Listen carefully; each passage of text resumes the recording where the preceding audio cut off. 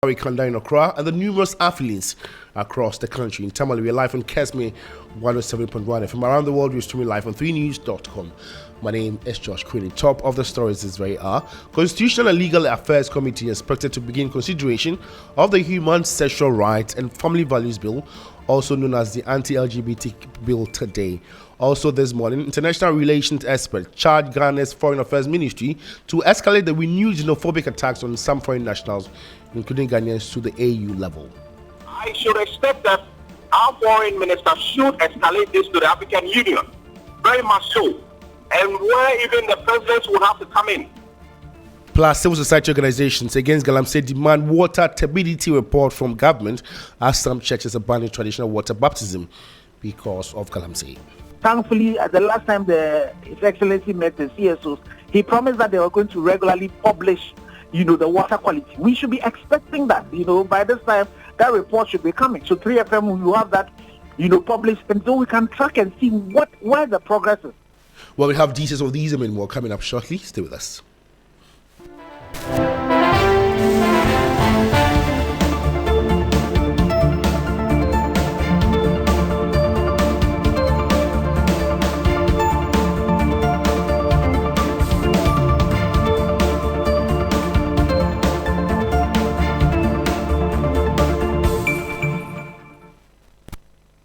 Now let's settle for the details of the story. And the Constitutional Legal Affairs Committee is expected to begin consideration of the Human Sexual Rights and Family Values Bill, also known as the Anti-LGBTQ Bill, today. The public hearing will continue on Friday, will provide avenue for the reintroduced legislation to be scrutinized for key inputs from stakeholders before Parliament resumes processes for its passage.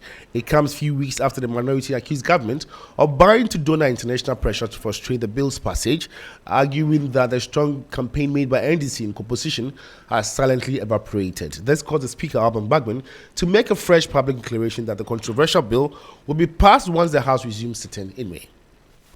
I'm not a man of words. I'm a man of action. And that is how we got it passed in Parliament. But for some reason, the President did not assent to it. I'm sure one of the reasons why you punished him and his party is one of this one. And the next meeting of Parliament to hear us asking to pass that bill into law. Don't listen to people who don't know what is in Parliament. His Excellency the President assured me that when we pass the bill and come to him, he has stated it before, he was going to assent. Our cultures and values and principles are different. They know the effect and what it is doing to them. We resist it today. We will not be colonized again. And that was Speaker of Parliament Alban Bagman assuring passage of the anti-LGBTQ bill. We will be at this crucial hearing by Legal Affairs Committee and provide updates in subsequent broadcast. And now, international relations experts have charged Ghana's Foreign Affairs Ministry to escalate the renewed xenophobic attacks on some foreign nationals, including Ghanaians. A Ghanaian man is seen in a viral video being confronted by a group of South Africans on his migration status, reigniting conversations about the safety of African immigrants in South Africa. The recurrent attacks over the years have targeted Africans from Nigeria, Zimbabwe, Malawi, Mozambique, Ghana, and others. Some of the attacks are carried out by thugs, leading to arsons on foreign-owned shops, physical assaults, and even deaths. And others are more confrontational, led by political groupings like the March Movement and Operation Dudula. Apart from ambushing African immigrants and demanding proof of legal stay permits to work, these groups also embark on street demonstrations and other forms of protest. And speaking to 3FM News, Dr. Victor Doke, Security and International Relations Analyst, says the issue should be escalated to the African Union because of its recurring nature. Take a listen.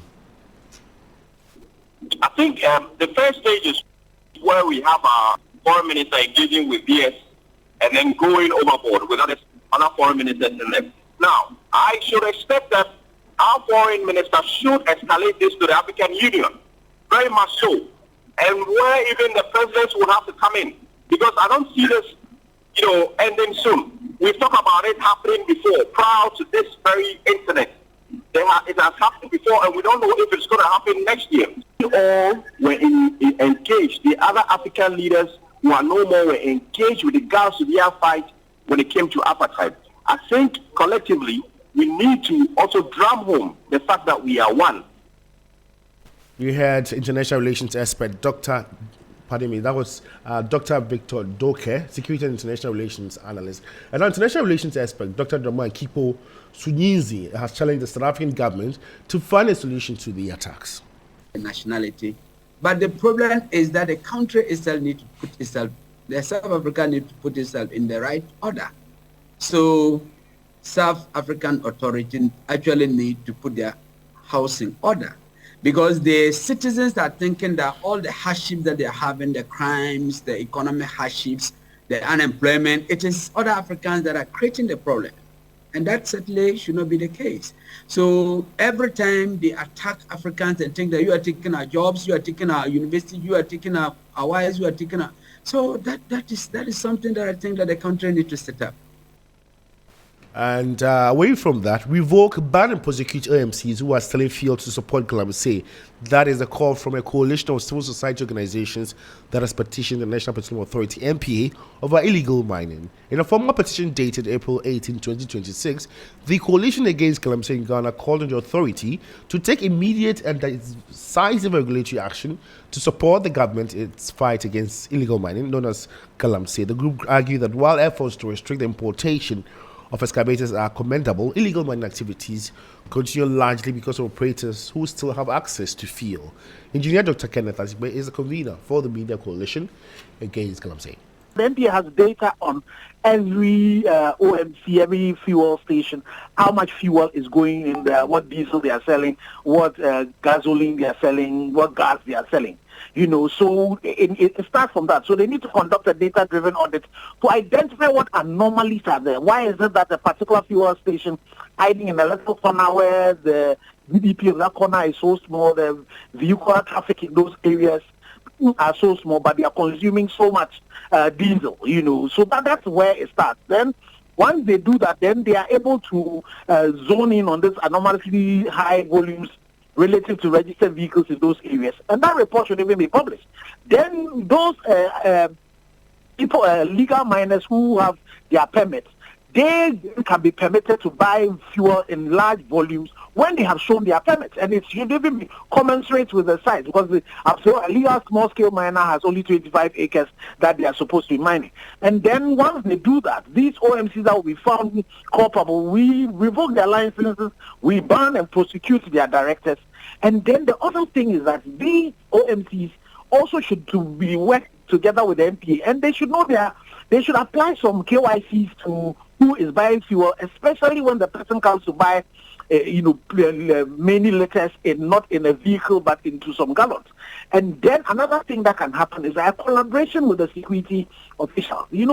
Our country has a lot of police barriers. We have a lot of CCTV cameras all over the country that are that we can use, so that a coordination between the NPA, the police, the immigration, the customs that are around this border post, then they will prevent some of these things, from happening. So, Engineer Dr. Kenneth Asigbe is a convener for the Media Coalition against Galamsey. Now, the group is also demanding the water stability report from government.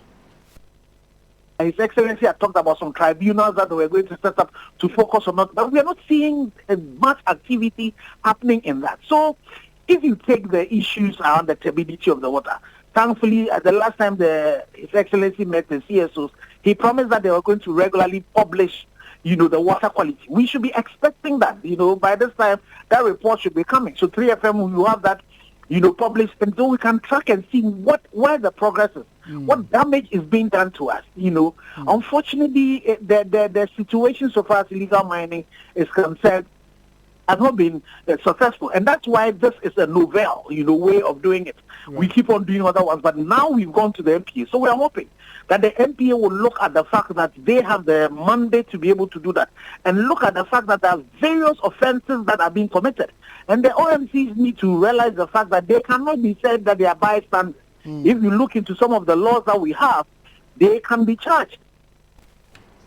And in a related development, the National Petroleum Authority (NPA) says it is concerned about the rising number of tanker drivers and their mates leaving the job for illegal mining due to low salaries in the petroleum haulage sector. The NPA CEO explained that several tanker mates are planting their job after delivering fuel to mining communities. But he says there is a tanker driver remuneration framework to be implemented to address the salary concerns. When they come there and they go to the mining communities to discharge petroleum products to the mine, he loses one mate.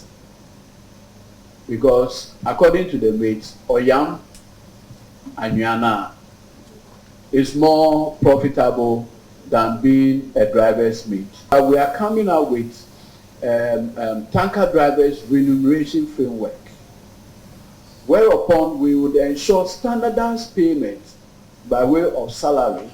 And we strongly believe that if you pay your drivers well, will minimize the incidence of the accident as well. Edwin Tabaklo is the CEO of NPA. Meanwhile, the Church of Pentecost is suffering some effects from illegal gold mining, according to the chairman of the Church of Pentecost, Apostle Eric Nyamiche. Delivering the State of the Church address at the 48th General Conference on April 22, Nyamiche said the pollution of rivers and streams was directly disrupting key church practices, including water baptism. This has forced the church to shift to synthetic rubber pools in affected districts. You can take a listen to him now. The extensive pollution of water bodies due to illegal mining has hampered traditional water baptism in some mining communities, necessitating a shift to synthetic rubber pools in several districts to carry out the ordinance. Well, on that note, we end the morning news. For more news updates, just log on to our website. It's 3news.com. Thanks for listening. It's always a pleasure coming. We'll be back with business. Stay with us.